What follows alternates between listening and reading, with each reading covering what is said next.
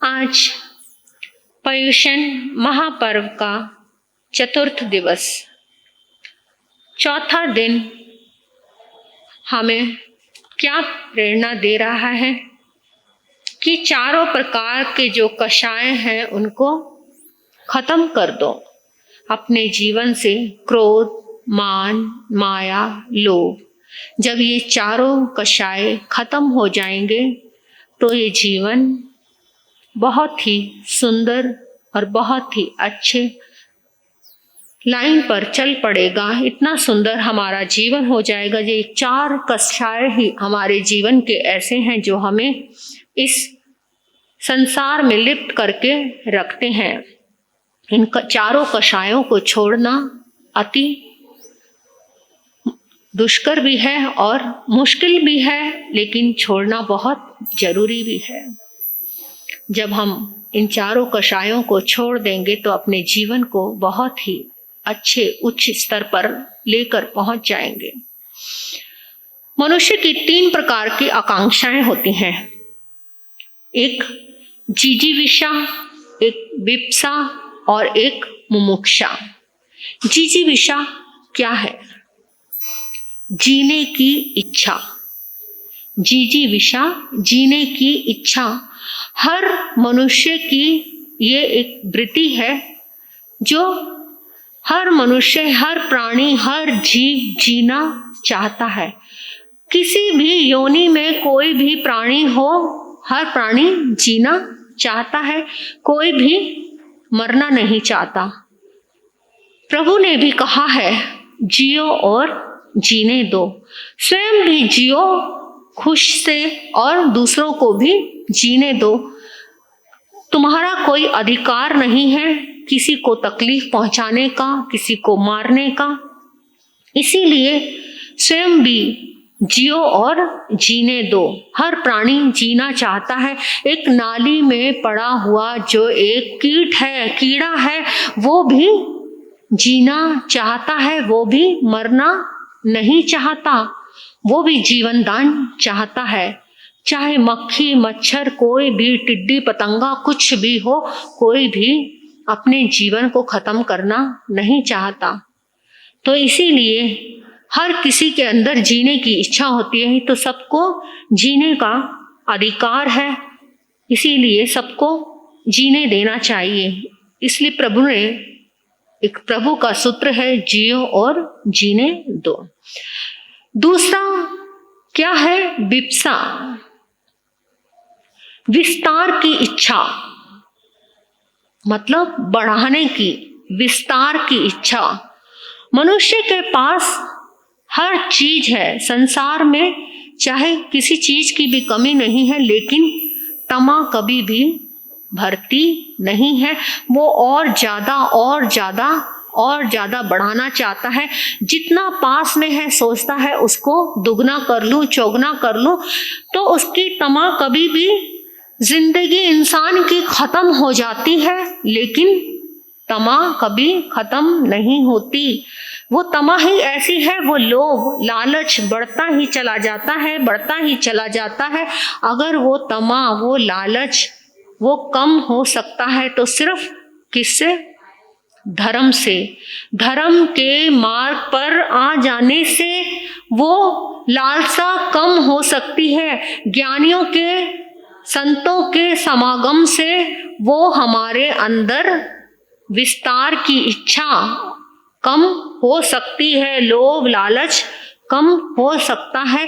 तभी जाके हम अगले रास्ते को चुन सकते हैं। जब तक हमारे अंदर ये इच्छा खत्म ही नहीं होगी, बढ़ाने की इच्छा चलती रहेगी।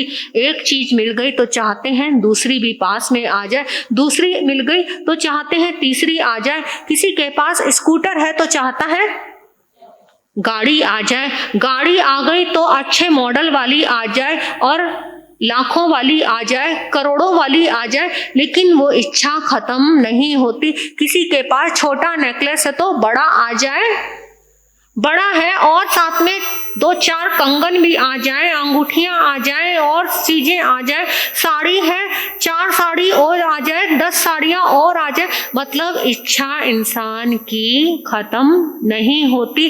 विस्तार पे विस्तार बढ़ाता ही चला जाता है, बढ़ाता ही चला जाता है। यही संसार के बढ़ने का कारण है, क्योंकि इच्छा तमा कभी खत्म नहीं होती। और तीसरी आकांक्षा है मुमुक्षा, मतलब मुक्त होने की इच्छा। जिसके अंदर मुक्त होने की इच्छा आ गई, जिसने अपने आप को धर्म से जोड़ लिया, जो धर्म के साथ जुड़ गया, तो वो अपने आप ही इच्छाएं उसकी कम होती चली जाएंगी। जब जितना हम प्रभु से जुड़ते जाएंगे तो अंदर के जो हमारे जो विस्तार, जो भावनाएं हैं, अपने आप ही सिमट जाएंगी, अपने आप ही कम हो जाएंगी। उसको हमें कम करने की जरूरत ही नहीं पड़ेगी। जब ऑटोमेटिकली हम जब प्रभु से जुड़ेंगे, धर्म से जुड़ेंगे, तो संसार से अपने आप ही थोड़ा थोड़ा हटते चले जाएंगे। और जब संसार से हटेंगे तो अपने आप ही हमारी आत्मा अमरता की ओर चली जाएगी और जन्म मरण से भी हमें मुक्ति मिल जाएगी। क्योंकि जन्म मरण क्यों हो रहा है? ये संसार के कारण ही। और जब ये संसार घटेगा तो जन्म मरण अपने आप ही कम हो जाएगा। तब हमारे मुक्त होने की भावना हमारे अंदर जन्म लेगी और हम मुक्ति के रास्ते पर आगे चल पड़ेंगे। तो ये हमारा आगम, हमारा धर्म, ये हमें प्रेरणा दे रहे हैं। आगम की वाणी सुन रहे हैं तो हम अपने आप को सीमित करें, अपने आप में थोड़ी सी विनय भाव लाएं, अपने आप में हम थोड़े से सिमट जाएं कि हम ये इन चीज़ों से थोड़े निर्लेप हो जाएं, बाहर के संसार से थोड़ा हम हट जाएं और अपने प्रभु के, अपने धर्म के मार्ग आगे बढ़ जाएं। कल तक आपने सुना था आगम की वाणी, आप जो सुन रहे हैं, कल आपने क्या सुना था? वो शक्रेंद्र महाराज के बारे में आप सुन रहे थे कि शक्रेंद्र महाराज आए, मतलब अपने सिंहासन से नीचे उतरे और 7-8 कदम आगे आए और प्रभु को वंदन करने के लिए नमोथनम के पाठ से प्रभु को वंदन करने लगे। उन्होंने अपने अवधि ज्ञान से देख लिया कि प्रभु का माता देवानंदा की कुक्षी में पदार्पण हो गया है, तो उनको वंदन करने के लिए वो अपने आसन से उठे और वंदन करने को तैयार हुए। तो मैं आपको कल बता रही थी कि हम भी अपना वंदन महाविदेश क्षेत्र में प्रभु के चरणों में भेज सकते हैं, समर्पित कर सकते हैं। हम भावों से, अपने भावों से हम प्रभु को वंदन यहाँ बैठे भी कर सकते हैं। तो आप थोड़ा जागरूक होकर जो 4 बजे वंदन प्रभु को जरूर करना, ये अपने मन में भावना लाना कि मैं भी प्रभु सिमंदर स्वामी भगवान को वंदन करूं नमोथनम के पाठ से। नमोथनम समनस भगवो महावीरस आई गरस चरम तिथ्रयस पुब तिथेरा निदिठस जाव संपाऊ कामस वंदामी नंग भगवंतं तथ्य गयं इह गए पासाई में भगवं तथ्य गए इह गयं टिकट्टू समनंग भगवन महावीरं वंदई नमंग सई सिंहासन वरसी पुरथामी मुहे सन्नी सन्ने टयनंग तस् सक्कस देवैतिस देवरन्नो अय मेवारुण्य अज थिये चिंतिये पथिये मनो गए संकप्पे समुपजित्था। तो शक्रेंद्र महाराज ने प्रभु को वंदन किया और उनको प्रार्थना की कि आप मोक्ष में पधारने पाले हैं, सबका आप स्वयं तरने वाले, दूसरों को तारने वाले, आपको मैं वंदन नमस्कार करता हूँ। हे प्रभु, मेरा वंदन स्वीकार कीजिए। और प्रभु को वंदन करके शक्रेंद्र महाराज के दिल में एक बात आई कि ना तो ऐसा कभी हुआ और ना ही कभी ऐसा होगा कि अरिहंत चक्रवर्ती, बलदेव, वासुदेव कोई भी ब्राह्मण के घर में जन्म ले, ऐसा कभी नहीं हुआ। वो तो वैश्य कुल में ही जन्म कभी नहीं ले सकते, वो तो क्षत्रिय कुल में ही जन्म लेने वाले होते हैं। तो ये ऐसा कैसे हो गया? तो एकदम उनके मन में ऐसे भाव जागे कि प्रभु का ऐसे उनके ब्राह्मण के घर में जन्म हो रहा है, तो ये तो बहुत आश्चर्यकारी घटना है, तो ऐसा तो कभी भी नहीं हुआ। फिर नाम हुत्तस व कम्मस अखिनस अवेयस अनिजिनस उद्यनं जंगलं अरहंता व चक्रवर्ती व बलदेव व वासुदेव व अंत कुलेशु व जा महान कुलेशु व आया इंसु व कुचिंसु व गवताय वकम इंसु व वकमंती व वकमिसंती व रो चेव नंग जोनी जमन निख मनेनं निखम इंसु व निखमंती व निखमसंती व। नाम गोत्र कर्म और क्षय होने से ही ऐसा कभी हो सकता है, मतलब कि अरिहंत, चक्रवर्ती, बलदेव, वासुदेव कभी भी मतलब वैश्य कुल में, ब्राह्मण कुल में जन्म नहीं ले सकते, तो इनके लिए ऐसा क्यों हुआ? फिर भगवान महावीर जम्बू क्षेत्र में ऐसे कोडाल गोत्री ऋषभदेव ब्राह्मण के घर में जन्म में पधारे हैं, ऐसा कैसे हो सकता है? ऐसा विचार कर रहे हैं हिरण्यगमी, और ऐसा विचार करके उन्होंने हिरण्यगमेशी देव को बुलाया। हिरण्यगमेशी देव को बुलाया और उन्होंने बताया कि प्रभु महावीर का ऋषभदत्त ब्राह्मण के घर में देवानंदा ब्राह्मणी की कुक्षी में प्रभु का पदार्पण हो चुका है, तो तुम्हें कुछ करना पड़ेगा इनके लिए कि उनकी कुक्षी से प्रभु को निकाल कर क्षत्रिय के कुक्षी में रखना पड़ेगा।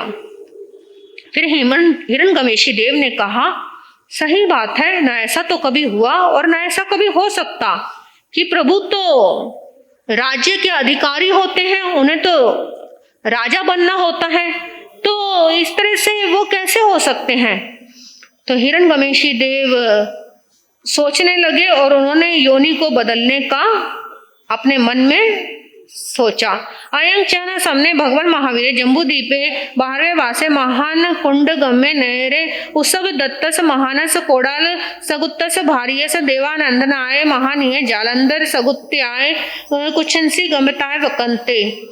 तो वहां से अब उन्होंने क्या किया? हिरण्यगमेशी देव उनके देवानंदा ब्राह्मणी जहाँ सोई हुई थी उनके पास आए, पधारे और प्रभु को वंदन करने लगे कि ऐसा, और प्रभु कहने लगे अपने मन ही मन में कि ऐसा तो कभी भी नहीं हुआ और ना ही ऐसा कभी हो सकता कि प्रभु ब्राह्मण कुल में जन्मे। तो प्रभु को वंदन किया उन्होंने, उनको हिरण्यगमेशी देव ने अपनी देव माया से माता देवानंदा को सुला दिया और फिर उनकी कुक्षी से सहन करके क्षत्रिय कुंड नगर में सिद्धार्थ राजा के घर त्रिशला रानी की कुक्षी में रखने का मन में बनाया कि वहां से निकाल के वहां रखा जाएगा। अब हिरण्यगमेशी देव ये सब शकेंद्र महाराज हिरण्यगमेशी देव को कह रहे हैं कि तुम ऐसा करो जाकर, और फिर वो जाकर वहां से जाते हैं और इसी तरह से वो वैसा ही करते हैं, आते हैं ऋषभदेव ब्राह्मण के घर में वंदन करते हैं प्रभु को, और वंदन करके माता को अनिंद्रित अवस्था में सुला देते हैं और वहां से उनका अपने हाथों में लेके उनका बच्चे को और वहां पहुंच जाते हैं। कहाँ पर? त्रिशला रानी के यहाँ पर, और उनकी कुक्षी में उनको रख देते हैं।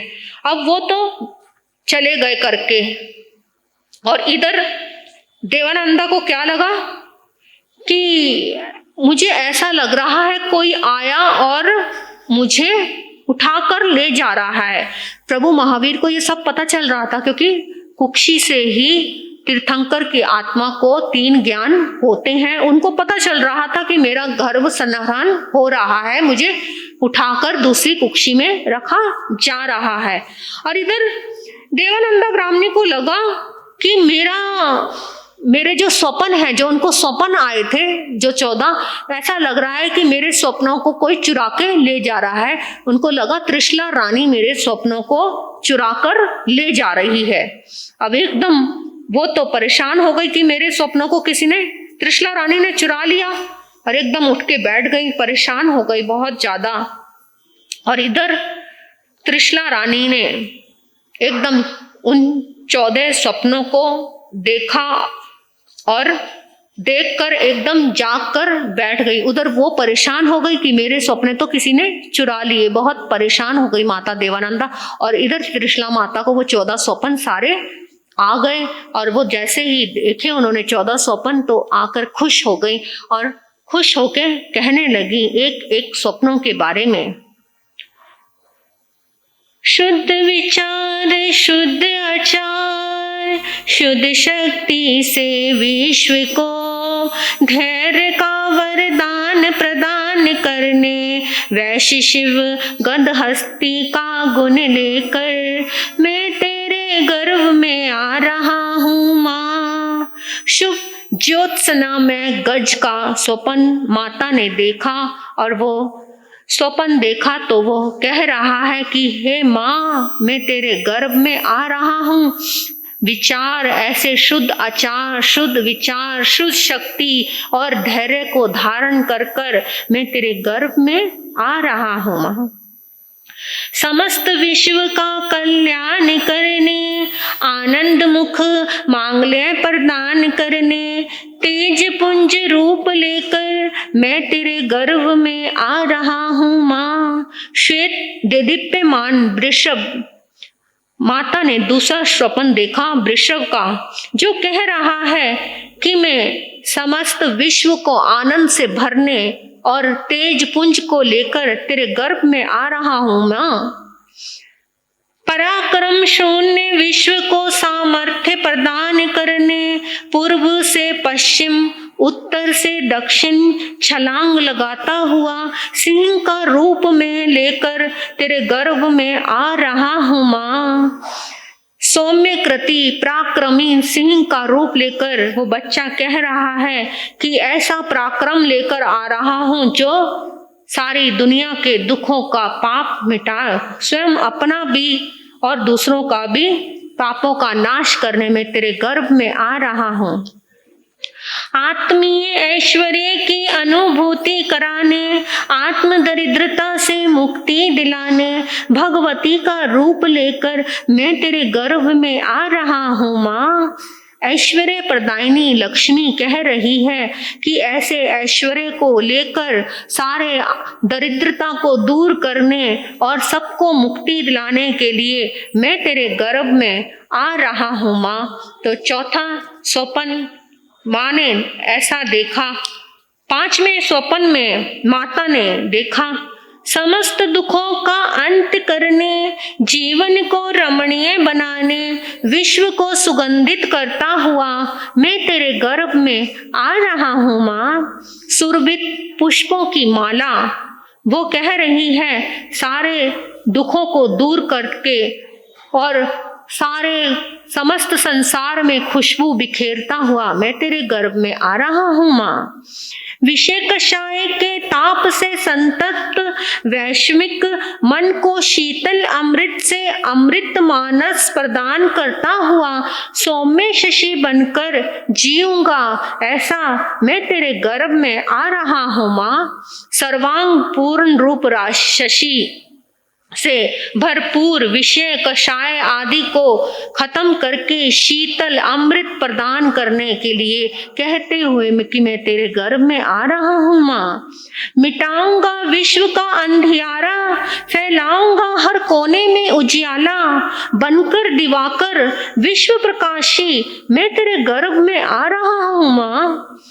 उदित होता हुआ सूर्य कह रहा है कि ऐसा अंधियारा इस संसार के जग का अंधकार मिटा दूंगा, उजियाला ला दूंगा और इस पूरे संसार को मैं सुख में बना दूंगा, ऐसा मैं आ रहा हूँ तेरे गर्भ में माँ। कर्तव्य में शिखरों को छूती हुई मेरे जीवन पताका सृष्टि के अंधियारे में कीर्ति ध्वजा बनकर लहराने तेरे गर्भ में आ रहा हूँ माँ। वो गगनचुंबी ध्वजा ऐसे आकाश को छू रही है, तो मैं भी तेरे गर्भ में ऐसे आ रहा हूँ कि सारी सृष्टि के को उसकी पताका इस पूरे संसार में लहरा दूंगा और सबको इस अंधियारे से निकाल दूंगा माँ। तो ऐसे 8वें स्वपन में माँ ने देखा, 9वें स्वपन में माँ ने देखा स्वर्ण कलश आकांत मन को अभय दान देने, विश्व में समृद्धि फैलाने, अमंगल को दूर करता हुआ मैं तेरे गर्भ में आ रहा हूँ माँ। कि स्वर्ण कलश मंगल में जो अभय दान देता हुआ और समृद्धि को फैलाएगा, मंगल कर देगा, अमंगल को दूर कर देगा, ऐसा मैं तेरे गर्भ में आ रहा हूँ माँ। जैसे पद्म सरोवर में सहस्त्र दल कमल, उसी सदृश होगा मेरा जीवन। हर कृत्य हर पल पुष्प सम खिलने मैं तेरे गर्भ में आ रहा हूँ माँ। ऐसा पद्म सरोवर माँ ने 10वें स्वपन में देखा कि जैसे पद्म सरोवर एकदम निर्मल पवित्र पावन, तो ऐसा ही मेरा भी जीवन होगा जो सबके जीवन को वैसा ही बना देगा। न उठेगी संशय अविश्वास की तरंगे, श्रद्धा और समर्पण की बहेंगी लहरें, सार मुक्त स्निग्धता लेकर मैं तेरे गर्भ में आ रहा हूँ माँ।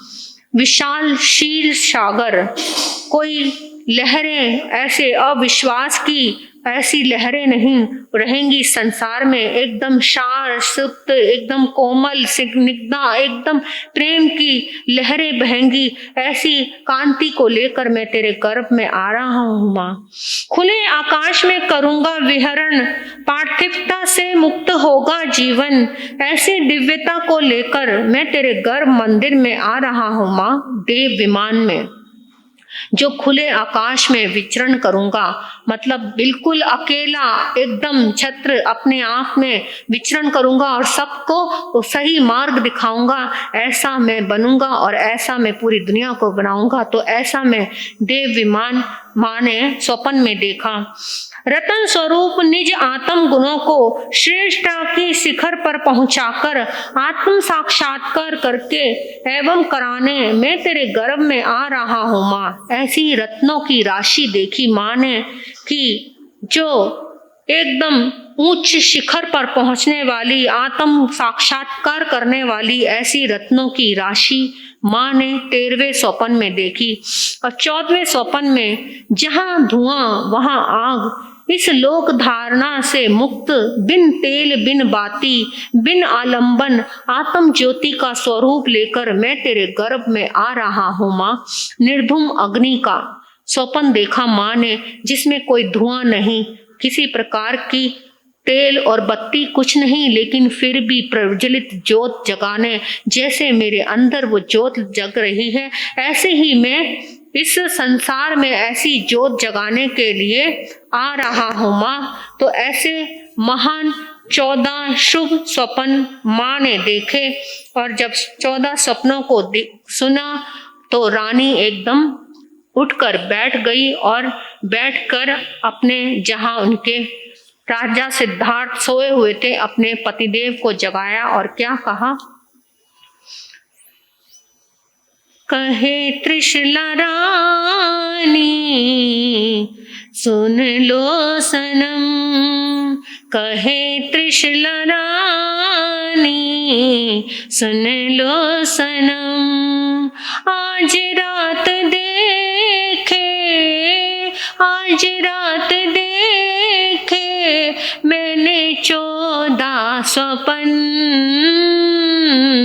कहे त्रिशला रानी सुन लो सनम।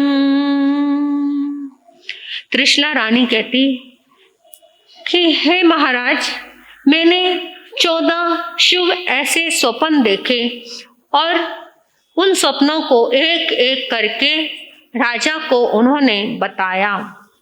तेनंग सातिस्ला खतियाने सिद्धेनंग प्रेरणा अभुन्याय समानी नाना मणि कनगयन भित्ति चितंसी भद्दांसंसी निश्चेता आसत्था विसत्था सुहा सर्वन गया तीर्थतं खतियं ताहि इठाहिं जाग सन वाणी एवं बयासी। कि मैंने ऐसे ऐसे 14 स्वप्न देखे, एक से लेकर सारे 14 सपनों को त्रिशला रानी ने राजा को बता दिए। अब राजा ने त्रिशला रानी के सारे स्वप्न सुने और एकदम खुश हो गए। हर्ष एकदम प्रफुल्लित, रोम रोम में एकदम उनके उत्साह जाग गया। कहने लगे कि त्रिशला रानी, तुमने बहुत ही कल्याणकारी, उपद्रवकारी, अनर्थावकारी, आरोग्यकारी, संतोष, दीर्घायु के प्रधानता ऐसे स्वप्न देखे हैं। तुम इतने सुंदर स्वप्नों को देखा है तुमने, तुम बहुत ही सुंदर पुत्र को जन्म दोगी, ऐसा सुख समृद्धि, ऐसे पुत्र को जन्म दोगी जो हमें हमारे राज्य को प्राप्त होगा। तो ऐसे कुल को, ऐसे ध्वज को, ऐसे दीपक को, ऐसे पर्वत को, ऐसे सुंदर पुत्र को तुम जन्म देने वाली बनोगी, ऐसा पुत्र हमारे घर में जन्म लेगा। ये बालक बहुत ही शूरवीर होगा और बहुत ही शक्तिमान होगा और बहुत ही अच्छा शुभ लक्षणों से संपन्न होगा।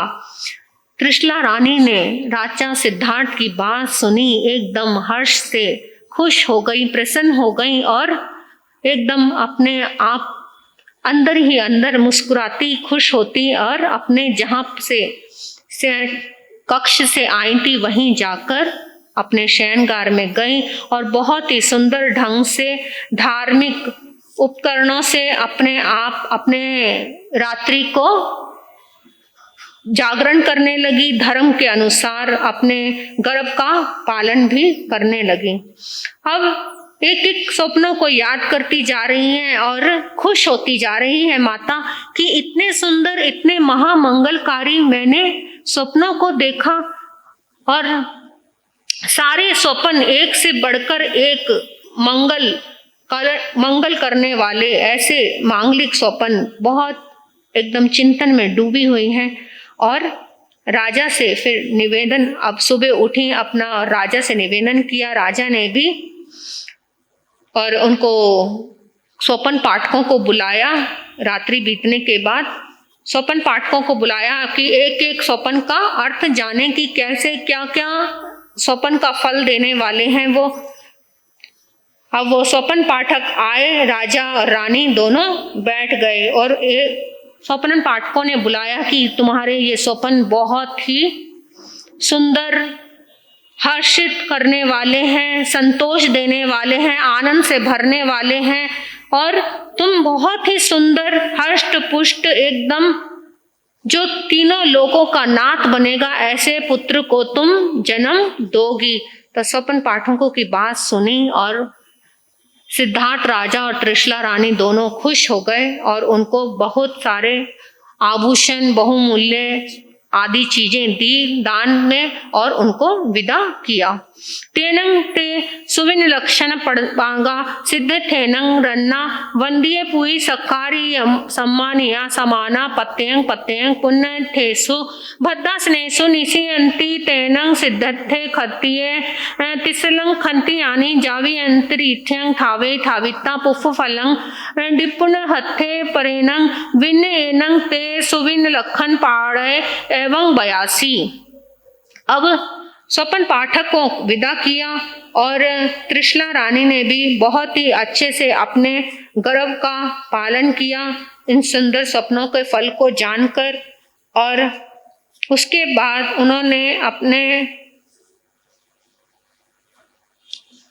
उनके अंदर एक विचार आया कि मैंने ऐसे सुंदर सुंदर स्वप्न देखे हैं, इतने सुंदर पुत्र को मैंने जन्म दूंगी तो जो चंद्रमा के समान सौम्य होगा और मनोहर होगा, ऐसे पुत्र कांति करने वाला होगा।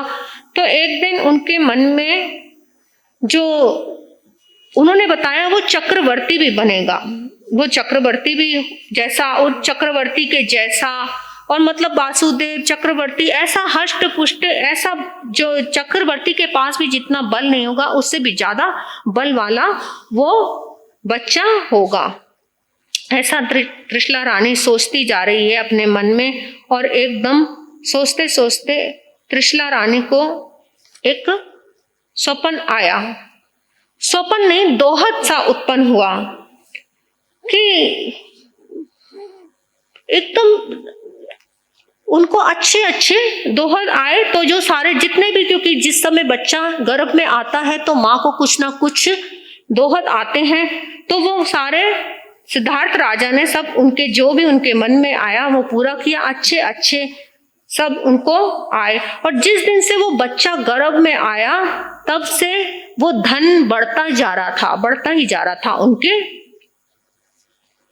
जो कुबेर थे, जो कुबेर दाता, वो उनके धन को बढ़ते, उनकी जो दानशाला को बढ़ाते ही जा रहे थे। तब सिद्धार्थ राजा ने सोचा कि जब से ये बच्चा गर्भ में आया है तब से हमारे यहाँ धन धान्य की वृद्धि ही वृद्धि होती जा रही है, तो इसका हम नाम वर्धमान रखेंगे। तो ऐसा ये हमारा संकल्प है। अपने मन में ये संकल्प किया उन्होंने कि जब से ये बच्चा आया है तो इसमें बढ़ता ही जा रहा है सब कुछ, तो हम अपने बच्चे का नाम वर्धमान ही रखेंगे। अब एक दिन रानी सोई हुई थी, सोते सोते एकदम क्या हुआ, गर्भ में हलन चलन बंद हो गया। जब हलन चलन बंद हो गया तो ऐसा लगा जैसे गर्भ में कुछ है ही नहीं। तो एकदम रानी डर गई कि मेरे मतलब कुछ हलचल नहीं हो रही, कि कहीं मेरा गर्भ गिर तो नहीं गया, कुछ हो तो नहीं गया, या खराब तो नहीं गया, क्या कारण है कि मेरे को कोई हलन चलन ही नहीं हो रही, मुझे बच्चे का कोई एहसास नहीं हो रहा, कोई धड़कन नहीं सुनाई दे रही। ऐसा माँ को प्रतीत होता है कि मतलब जब बच्चा गर्भ में होता है तो माँ को एहसास होता रहता है कि मेरा गर्भ है। तो जब कुछ ऐसा नहीं एहसास हुआ तो माँ घबरा गई बहुत ज्यादा कि क्या हुआ। तो उस समय अपने ज्ञान बल से प्रभु ने देखा कि मेरी माँ तो बहुत ज्यादा परेशान हो गई, क्योंकि वो रोने लग गई रानी कि मेरे गर्भ का हलन चलन ही नहीं हो रहा, कहीं मेरा बच्चा गिर गया, क्या हो गया, खराब हो गया, क्या हो गया, क्या नहीं हुआ। इतनी परेशान, राजा रानी दोनों ही परेशान हो गए। अब प्रभु ने अपने अवधि ज्ञान से देखा कि माँ तो बहुत ज्यादा परेशान हो गई मेरे ना हिलने से। अब उन्होंने उस समय कितना समय हुआ था, उनके गर्भ को 6 मास 6 महीने हुए थे उनके गर्भ को। तो प्रभु ने जब देखा कि 6 मास व्यतीत हुए थे और माँ को ऐसा लग रहा है कि मतलब मैं गर्भ में नहीं हूं, तो उन्होंने अपने उसी समय एक प्रतिज्ञा कर ली थी अपने मन में। फिर वो उन्होंने हिलना चलना शुरू कर दिया। जैसे ही हिलना चलना शुरू किया तो माँ प्रसन्न हो गई, भाई मेरा गर्भ, मेरा बच्चा सही सलामत है, कुछ भी नहीं हुआ मेरे बच्चे को। एकदम फिर से वैसे ही खुशियां, वैसे ही सब कुछ मनाए जाने लगे। तो माँ एकदम खुश हो गई और बच्चा तब सोचने लगा, तब उन्होंने ये बात सोची कि मैंने अपने जीवन में जब बाहर आऊंगा तो मैं अपने माता पिता को कभी भी दुख नहीं दूंगा। मेरे गर्भ में, अभी तो मैं गर्भ में ही हूँ, अभी तो बाहर आया भी नहीं हूँ। गर्भ से ही हलन चलन जब बंद हो गया तो माँ इतनी व्यतीत हो गई, इतनी दुख में भर गई, इतनी परेशान हो गई कि उनकी तो आंखों से अश्रु धारा और पूरी नगरी में एकदम ऐसा वातावरण छा गया, मैं अपने माता पिता को कभी भी दुख नहीं दूंगा। उनको पता था, वो ज्ञानी थे, 3 ज्ञान तो उनको थे। उनको पता था कि मुझे दीक्षा लेनी है, मुझे इस संसार से पार होना है, तो उसके लिए मुझे दीक्षा लेनी है, मुझे माँ बाप को छोड़कर जाना ही पड़ेगा। लेकिन उन्होंने अपने मन में एक प्रतिज्ञा की थी कि जब तक मेरे माँ बाप जीवित रहेंगे तब तक मैं दीक्षा नहीं लूंगा।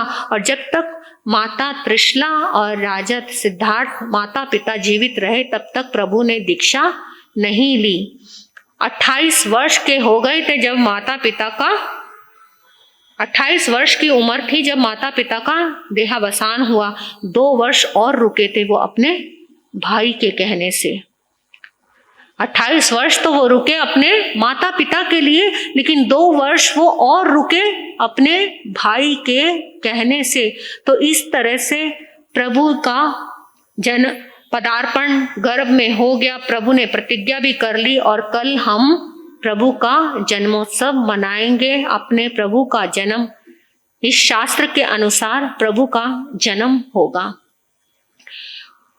और कल अभी हम प्रभु के 27 भाव सुन रहे थे, जिसमें से हमने कौन सा भाव सुना?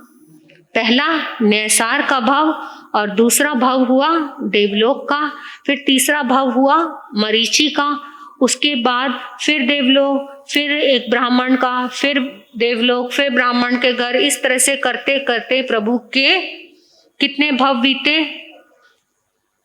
16 भाव बीते। अब 17वां भाव आया प्रभु का एक राजा के घर, राजा के छोटे भाई के घर में जन्म लिया उन्होंने।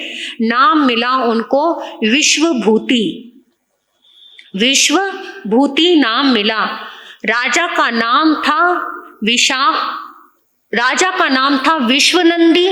उनके छोटे भाई थे विशाखभूति, और विशाखभूति का पुत्र था विश्वभूति। और छोटे जो राजा थे विश्वनंदी, उनका बेटा था विशाखनंदी। विश्वभूति और विशाखनंदी दोनों थे आपस में भाई। और इस तरह से विश्वनंदी और विशाखभूति ये दोनों थे भाई, राजा और राजा का छोटा भाई। छोटे भाई का बेटा बना था विश्वभूति, जो महावीर की चेतना थी। अब वो जन्म मिला लेकिन छोटे बने, छोटे भाई के बेटे बने, राजा का बेटा नहीं बना, छोटे भाई का बेटा। क्यों? क्योंकि उन्होंने क्या किया था? जाति कुल का अहंकार किया था ना मरीचि के भव में, कि मैं तीर्थंकर का पुत्र और चक्रवर्ती का पुत्र, ऐसा मेरा परिवार, मेरे सारे परिवार के सब जो जाति कुल का मत करता है, उनको जो ऐसा अहंकार करता है उसको छोटा बनना पड़ता है। प्रभु की चेतना ने ऐसा कहा था, ऐसा मन में भाव आया था, तो उनकी चेतना को हर जन्म में छोटे बनकर ही जन्म लेना पड़ा। राजा के घर में जन्म हुआ लेकिन छोटा पुत्र, छोटे बने, बड़े बन के जन्म नहीं मिला। तो वो राजा का भाई विशाखभूति, उनके बेटे विश्वभूति, अब वो बहुत एकदम पराक्रमी, बहुत सूझबूझ वाले, बहुत अच्छे, हष्ट पुष्ट सुंदर, सब कुछ अच्छे हैं, और उनका हर चीज में बहुत ही अच्छा काम। तो राजा भी सोचता है, राजा को बहुत नाज है अपने भाई के बेटे पर, लेकिन जो राजा का बेटा था विशाखनंदी, वो एकदम नालायक, एकदम निठल्ला, कुछ नहीं करने वाला। लेकिन वो राजा का बेटा था, बड़ा था, तो राज तो उसी को मिलना था। अब वो छोटा था विश्वभूति, तो वो राज्य का अधिकारी नहीं हो सकता था, लेकिन वो योग्य विश्वभूति ही था। और विशाखनंदी को कुछ भी नहीं करना होता था। और वो कहता भी क्या था? वो कहता था मुझे क्या करना है, मुझे तो राज्य मिलेगा ही मिलेगा, क्योंकि मैं तो बड़ा हूं। जो करना है, इसको जितना पसीना बहाना है बहाता रहे, इसको जो करना है करता रहे, मुझे क्या करना। वो उसका बहुत मजाक उड़ाता था। विशाखनंदी विश्वभूति का बहुत मजाक उड़ाता था अपने छोटे भाई का, कि इसको जो करना है, जितना करना है करता रहे, राज्य तो मेरा ही है, मुझे ही मिलना है, इसको अपने हाथ पैर जितने मारने मारता रहे। अब ऐसे ही समय व्यतीत होता गया। बड़े होते गए। विश्वभूति के अंदर ये भाव तो थे, जब मैं सब कुछ करने वाला हूँ, मैं पराक्रमी हूँ, मैं योग्य हूँ, तो राज्य मुझे मिलना चाहिए, जो योग्य हो उसी को राज्य मिलना चाहिए। अपनी माँ को कहता भी, लेकिन माँ ने समझाया कोई बात नहीं, तुम अच्छे हो ना, तुम संभालने वाले हो, जो संभालने वाला होता है वो बड़ा होता है, कोई बात नहीं, तुम पीछे रह के अपने भाई को संभालोगे तो तुम बड़े कहलाए जाओगे, कोई बात नहीं। माँ धीरे से अपने बच्चे को समझा देती थी। अब वो बड़े हुए और उनकी शादी हो गई, दोनों की शादी हो गई। अब एक दिन उनके यहाँ पर एक उद्यान था, पुष्पकरंडक उद्यान। उस उद्यान की एक राजा ने एक वो बनाई हुई थी कि जो एक बार उस उद्यान के अंदर जाएगा तो दूसरा उसमें प्रवेश नहीं करेगा जब तक वो बाहर नहीं आएगा। जो पहले गया हुआ वो बाहर नहीं आया था, तब तक वो दूसरा उसमें प्रवेश नहीं करेगा। ये उस उद्यान का रूल था, राजा का बनाया हुआ रूल था कि उस उद्यान में ऐसा ही होगा। एक दिन विश्वभूति अपनी रानियों के साथ वहां उद्यान में, पुष्पकरंडक उद्यान में क्रीड़ा करने के लिए अपनी रानियों के साथ चला गया। अब वो सुबह से एकदम अपनी रानियों के साथ मौज मस्ती मार रहा है, क्रीड़ा कर रहा है। दासियां भी, रानी भी हैं, दासियां भी हैं और वो है। अब दासियों को जाने का अधिकार था, लेकिन राज घराने से किसी को जाने का अधिकार नहीं था जब तक एक परिवार अंदर है। तो इधर से विशाखनंदी की जो दासियां थी वो अंदर गईं और पुष्प चुनने के लिए पुष्प चुन के लाई। लाके उन्होंने विशाखनंदी की माता को, मतलब राजा की रानी को कहा कि तुम्हारा बेटा तो विश्वनंदी बेचारा ऐसे ही पड़ा है, और वो विश्वभूति विशाखनंदी तो ऐसे ही पड़ा है बेचारा, ये तो आराम बाहर बैठा हुआ है, और वो विश्वभूति अपनी रानियों के साथ तो मौज उड़ा रहा है वहां पे, और तुम्हारा बेटा ऐसे बेचारा सा बनके। क्या किया उन्होंने? मंत्रा वाला काम। उन दासियों ने मंत्रा वाला काम कर दिया, बीज बो दिया मंत्रा की तरह। मंत्रा ने क्या किया था? केकई के अंदर बीज बो दिए थे ना, तो क्या फिर केकई से क्या हुआ? अपने बेटे को भी खोया, अपने पति को भी खोया, और कुछ भी हाथ नहीं लगा। ऐसे ही मंत्रा वाला काम उन दासियों ने कर दिया कि तुम्हारा बेटा तो बेचारा ऐसा ही पड़ा है। अब वो जाके रानी कोप भवन में बैठ गई। अब कोप भवन में बैठ गई रानी, राजा को पता लगा तो रानी कोप भवन में गई हुई है। अब राजा आए, राजा ने पूछा भाई क्या हो गया, ऐसी क्या काम बात हो गई, यहाँ तो कुछ ऐसा दिखाई नहीं दे रहा, ये तुम कोप भवन में आके बैठ गई। कहते क्यों नहीं हुआ? अरे मेरा बेचारा बेटा ऐसे ही बाहर रहे और वो विश्वभूति आराम से मौज उड़ा रहा है अपनी रानियों के साथ उद्यान में।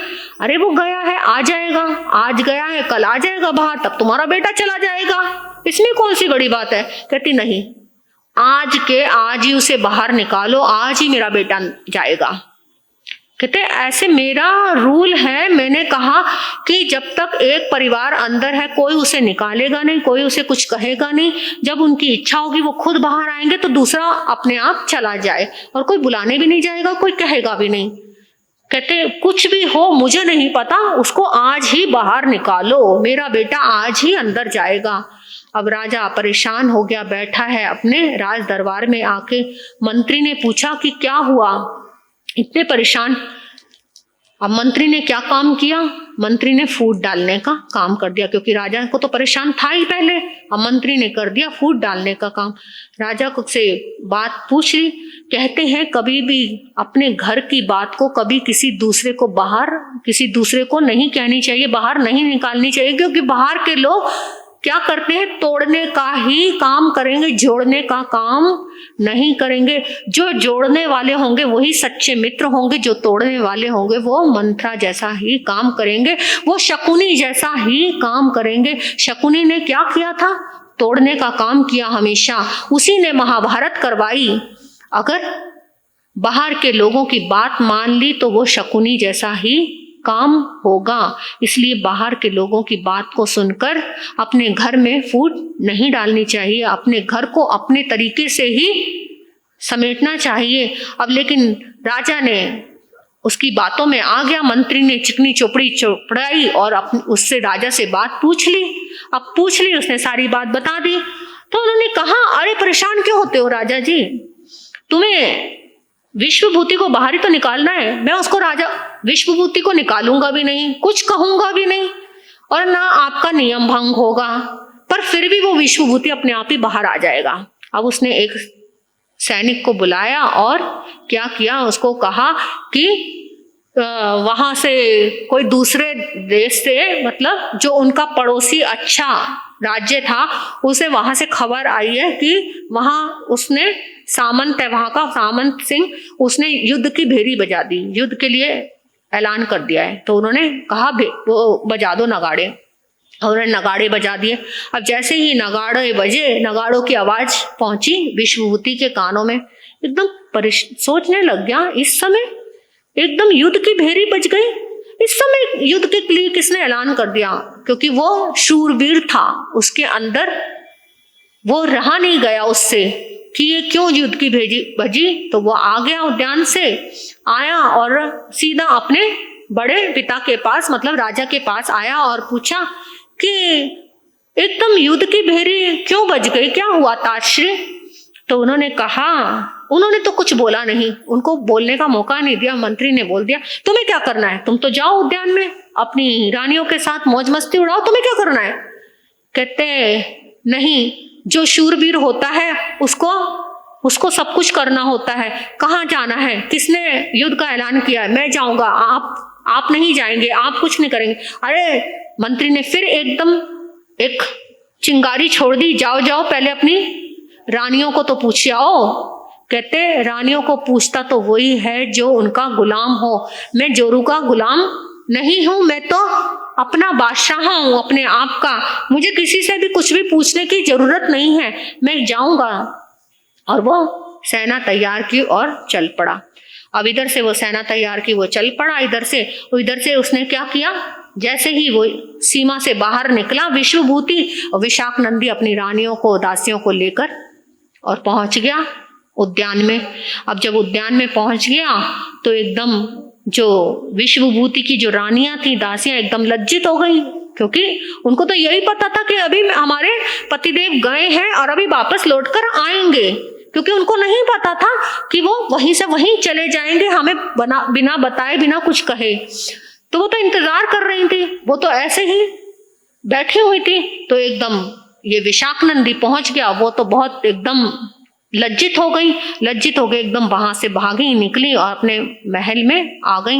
आके बहुत परेशान होके सोचने लगी कि जिस तरह से हम लज्जित हुए ना, उसी तरह से इसको भी हम लज्जित करेंगे, विशाखनंदी को हम विश्वभूति मतलब अपने पति को कुछ भी नहीं बताएंगे। ये एकता कर ली उन्होंने, रानियों ने।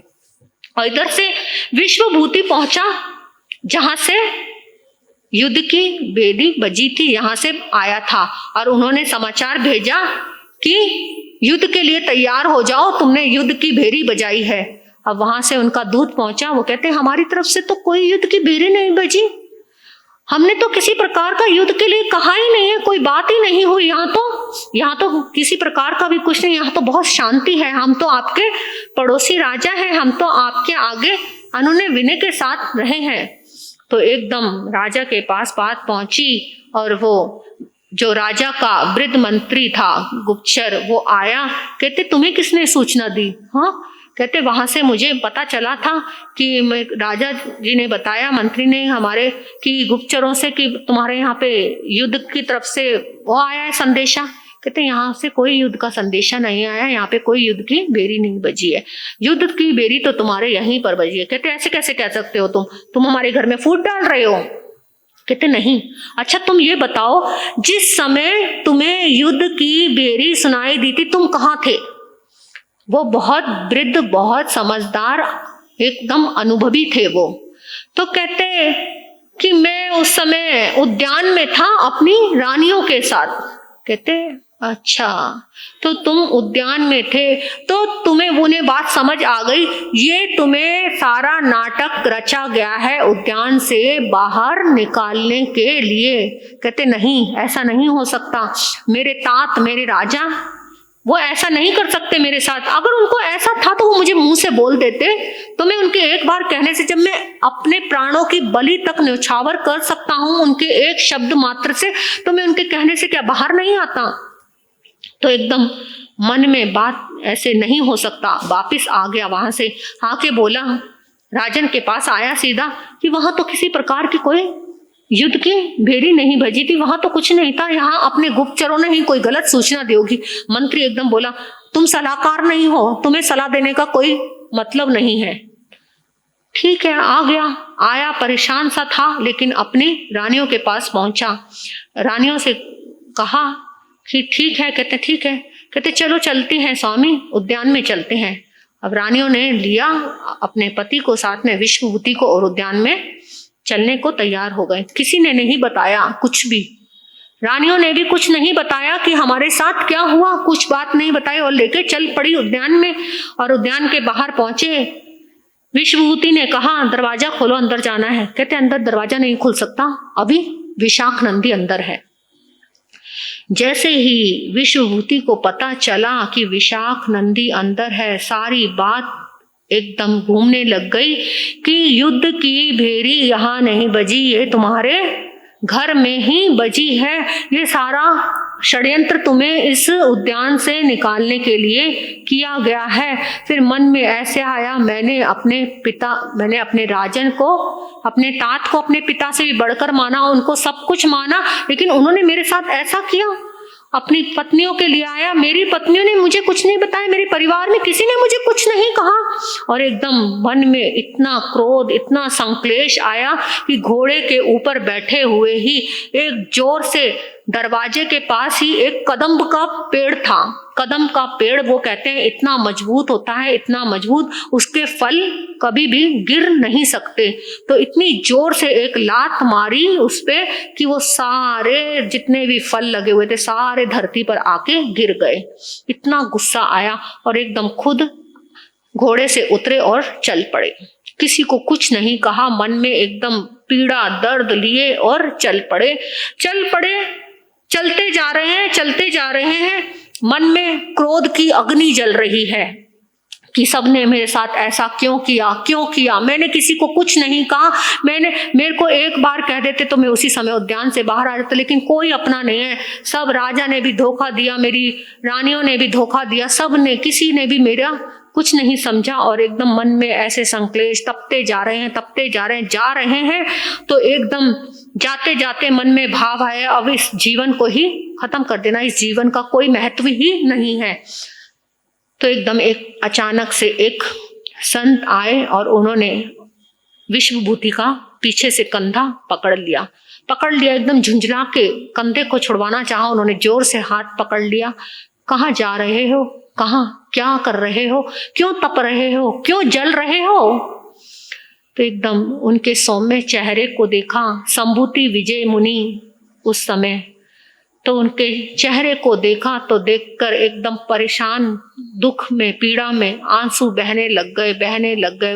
उन्होंने प्रेम से उनको सिर पे हाथ फेरा, पीठ थपथपाई, अश्रुधारा बह निकली, बहते बहते जा रही है और अपना सारा दर्द सुना दिया कि मैं ऐसे अपने परिवार से, ऐसे घर से परेशान हो गया और अब मैं जीना नहीं चाहता। जब कोई तुम्हारा नहीं है तो तुम अपनी आत्महत्या क्यों कर रहे हो? तुम अपने घातक क्यों बन रहे हो?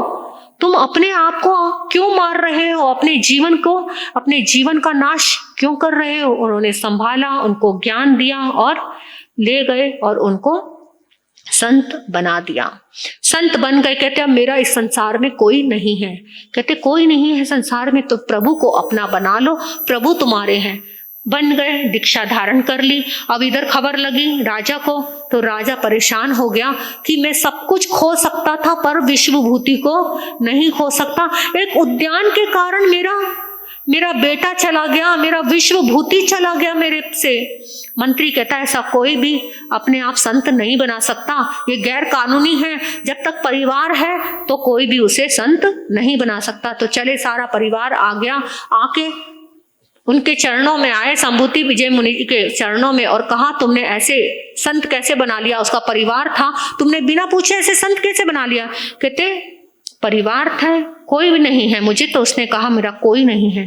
कहते क्यों नहीं है? मैं राजा हूँ, मैं उसका बड़ा पिता हूँ, ये रानियां हैं, ये है, माँ है, बेटा है, सब। कहते जाओ फिर उसी से पूछ लो। अब किसी की हिम्मत नहीं है उसके पास जाने की, क्योंकि सबने उनके साथ बहुत बुरा किया। फिर भी हिम्मत करके राजा पहुंचा और कहा बेटा मुझे माफ कर दे, आगे से ऐसा नहीं होगा, तू जो कहेगा वही होगा, जो तू चाहता है वही होगा, वही करूंगा मैं, तू चल वापस। तो विश्वभूति ने कहा आपने कहा कि जो मैं चाहता हूँ, जो मैं मांगूंगा वो मुझे मिलेगा, तो मैंने ये बाना धारण कर लिया, अब मुझे इस बाने में ही रहने दो, अब मुझे चलने के लिए मत कहो।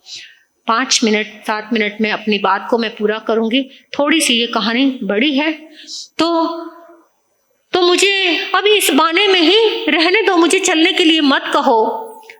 नहीं बेटा चल, रानियां आई, सब आए। विशाख नंदी ने एक टॉट मार दी, अरे उद्यान नहीं मिला तो साधु बन के बैठ गया, चल ले उद्यान ले चल।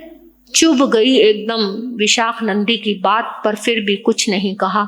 अब सब हार गए और सब वापस चले गए। अब इधर विश्वभूति अपने धर्म आराधना में लगा हुआ है, लेकिन विशाख नंदी की बात टिक टिक कर रही है। एक एक करके उसकी सारी घटना याद आती जा रही है कि बचपन से लेकर इस विशाख नंदी ने मेरे साथ बुरा ही बुरा किया है, मेरी हर चीज को ले लिया, मेरे खिलौने लिए, बचपन से लेकर हर चीज लेता गया। मैं समर्थ था लेकिन मुझे कुछ नहीं मिला, सब कुछ मेरा ले लिया। अब भी ये मेरा पीछा नहीं छोड़ रहा। उसकी बातें इतनी घर कर गई, परेशान हो गए। तो उनके गुरु ने समझाया, संभूति विजय जी ने, कि मैं रात भर उनके पास आया, रात भर सो नहीं पाया, विशाख नंदी ने मुझे बहुत परेशान किया। गुरु ने कहा मैंने तो विशाख नंदी को आते यहाँ पे देखा नहीं, तो विशाख नंदी ने तुम्हें परेशान कैसे किया? नहीं, मुझे सारी बात बता दी कि इस तरह से मुझे रात भर उसके ही ख्याल आते रहे, उसने बहुत परेशान किया। तो गुरु ने समझाया उसके अपने दिल और दिमाग से निकाल दो। जब तक तुम विशाख नंदी को माफ नहीं करोगे, अपने दिल दिमाग से नहीं निकालोगे, तो तुम अपनी साधना में आगे नहीं बढ़ पाओगे, इसलिए तुम माफ कर दो। बहुत कोशिश की, बहुत तपस्या शुरू कर दी गुरु की आज्ञा लेकर, लेकिन विशाख नंदी की बातें अंदर से नहीं जा रही। अब गुरु से आज्ञा ली कि मैं कहीं दूसरे स्थान पर चला जाता हूं तो मैं उस विशाख नंदी को भूल पाऊंगा। आज्ञा ले ली और विहार कर दिया। चलते चलते मथुरा पहुंच गए। अब इधर से मथुरा वो विशाख नंदी भी पहुंचा अपनी रानियों के साथ, क्योंकि वहां कुछ शादी का कोई उत्सव था, तो वो वहां पर वो भी आ गया। अब इधर तो विश्वभूति बहुत तपस्या करते जा रहे हैं, इतने मांस खमन कर रहे हैं, इतनी तपस्या कर रहे हैं, उनका शरीर एकदम एकदम कमजोर हो गया, बहुत तपस्या कर करके। और इधर से विशाख नंदी ने एकदम देखा, और वो शादी में आए हुए थे। विशाख नंदी की किसी दासी ने विश्वभूति को देख लिया और बताया कि विश्वभूति ऐसे वो आए हैं, बहुत कमजोर शरीर हो गया, ऐसे हो गए, सारे उनके गुणगान कर रहे हैं। तो विशाख नंदी कहता अभी भी इसी का गुणगान हो रहा है, इतना टाइम हो गया, पर एकदम मन में संक्लेश है। अपने महल की छत पर चढ़ गया और क्या देख रहा है, विश्वभूति एक साइड से आ रहे हैं, वो गोचरी लेकर आ रहे हैं। इधर रास्ते में एक गाय, प्रसूता गाय जो गर्भ धारण की हुई थी, ऐसी गाय रास्ते में खड़ी हुई थी। तो एकदम वो गाय को लगा, वो उधर से मुनि आ रहे थे, गाय को लगा कि ये कहीं मुझे नुकसान ना पहुंचाए, मतलब क्योंकि वो अपने बच्चे को, अपने आप को बचाने के लिए, अपने बच्चे को बचाने के लिए, क्योंकि गाय को तो कुछ नहीं पता, वो अपने बच्चे को और अपनी सुरक्षा के लिए उसने एकदम टांग मार दी पीछे से। तो वो मुनि जो थे वो गिर गए। जब गिर गए तो ये कौन देख रहा है, ऊपर से खड़ा हुआ विशाख नंदी देख रहा है, एकदम जोर जोर से हंसने लगा।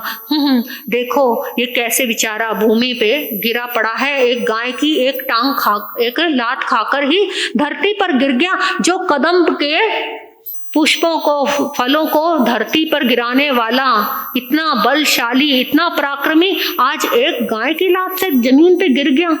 ये जैसे ही विशाख नंदी की ये बातें विश्वभूति के कानों में पड़ी, उनका वो वैर जाग गया एकदम। इतना गुस्सा आया, इतना गुस्सा आया, इतना ज़्यादा कि और मन में ये भा लिए कि मैं न्याना कर लिया, शल्य कांटे को जन्म दे दिया कि मैं इसको मारने वाला बनूं, मैं इतना बलशाली बनूं, अगले मेरी तपस्या का फल हो कि मैं इतना बलशाली बनूं। और उठे एकदम, गाय के सींगों से गाय को पकड़ा, एकदम उसको पत्ते की तरह घुमा के दूर फेंक दिया। भूल गए कि मैं क्या हूं, मैं साधु बना हुआ हूं, सब कुछ भूल गए एकदम। विशाख नंदी ने उनके अंदर की ज्वाला को जगा दिया और एकदम जैसे ही ये कार्य किया, एकदम सोचने लगे मैंने ये क्या कर दिया, मैंने क्या कर दिया। बहुत बहुत ज्यादा ऐसे कर्मों का बंधन कर लिया और न्याना कर लिया। और इधर से जो वो तो अपना आयुष पूर्ण करके अब वो कहाँ पहुंचेंगे, उनके आयुष का क्या होगा, क्योंकि उन्होंने क्या कर लिया, निदान कर लिया, न्याना कांटे को अपना लिया। और इधर जो विशाख नंदी वो उसकी हर पल उसकी आंखों के आगे वही घूमी जा रहा है, गाय को उठा के घुमा के फेंकने के पत्ते की तरह बिल्कुल फेंक दिया, हर पल उसके दिमाग में घूमी जा रहा है विश्वभूति का। घूमते घूमते परेशान हो गया, रातों की नींदें उड़ गईं। उनको ज्योतिषियों ने, तंत्रिकों ने, सबने बताया कुछ धर्म करो, जप करो, ये करो, वो सब कुछ किया, लेकिन हर पल उसके अंदर डर सा आ गया एक, और डर से उसने अपना आयुष पूर्ण किया। जो विश्वभूति जो जितनी तपस्या कर करके जो अपना उद्धार कर सकते थे उन्होंने न्याना कर लिया, तो वो क्या बने, त्रिपृष्ठ वासुदेव बने। और जो वो विशाख नंदी वो डर के भय से मरा ना, क्योंकि उसने ऐसा देख लिया, वो भय से मरा, तो वो मर के अश्वग्रीव पहला बलदेव, वो वासुदेव बना। मतलब बलदेव और वो बनते हैं ना, क्या कहते हैं उसको मारने वाला, वासुदेव उसको मारते हैं ना, तो त्रिपृष्ठ उसको प्रति वासुदेव को तो वो प्रति वासुदेव बना, मरने वाला, और वो मारने वाला है त्रिपृष्ठ। तो अब उनका आगे त्रिपृष्ठ वासुदेव का भाव कैसे चलेगा आप सुनेंगे, आपको पता चलेगा। तो कहते हैं निदान कभी भी नहीं करना चाहिए, क्योंकि ये निदान एक कांटा है। जब कांटे को जीवन में धारण कर लेंगे तो वो हमारे जीवन का नाश कर देगा, क्योंकि कांटा जब पैर में चुभ जाए तो बहुत तकलीफ देता है। कांटा निकाल दो उसके बाद भी बहुत तकलीफ देता है, तो वो कांटा जब जीवन में घुस जाएगा तो वो बहुत जीवन बिगड़ जाएगा। तो हमने अपने जीवन को सुधारना है, बिगाड़ना नहीं है। तो इसी के साथ मैं अपने वक्तव्य को भी यहीं विराम दूंगी।